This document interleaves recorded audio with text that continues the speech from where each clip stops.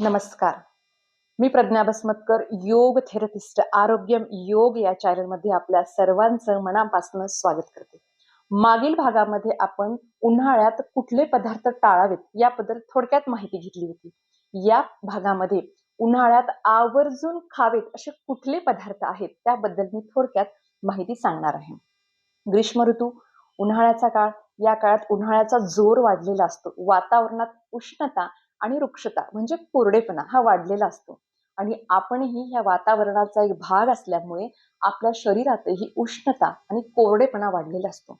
ही उष्णता, कोरडेपणा कमी करण्यासाठी आपल्या आहारामध्ये कुठल्या पदार्थाचं आवर्जून सेवन करावे ते पहा.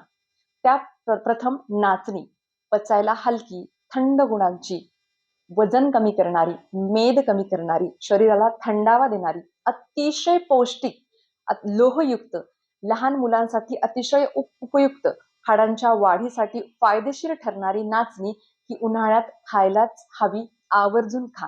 नाचणीची भाकरी, नाचणीचे आंबील किंवा नाचणीचा उपमा, शिरा, डोसा, इडली ह्या ह्या पदार्थाचे सेवन करायला हरकत नाही. आवर्जून करावे.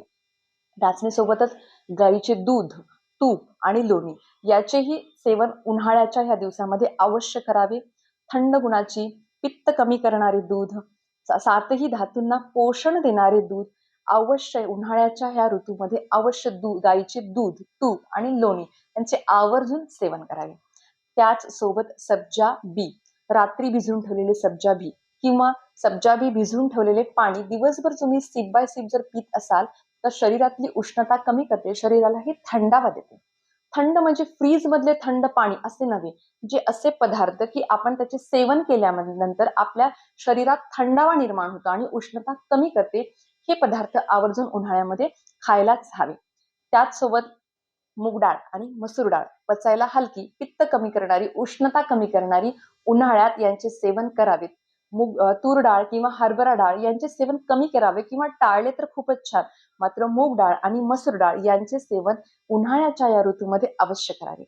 त्याच सोबत ताजे, गोड, घरी बनवलेले, घुसळून बनवलेले ताक आणि शहाळे यांचेही सेवन आपण उन्हाळ्यात केले तर उष्णता कमी होते, शरीराला थंडावा मिळतो.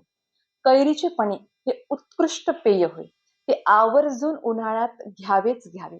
त्यासोबत कैरी, करवंद, असे मोसंबी, संत्री, जांभळे अशी फळे उन्हाळ्यामध्ये आवर्जून सेवन करावे. त्याचसोबत कंदभाज्यामध्ये गाजर, बीट, भाज्यांमध्ये पालक, पडवळ, दोडका, भेंडी अशा भाज्यांचे आपण अवश्य सेवन करावे. धन्यवाद.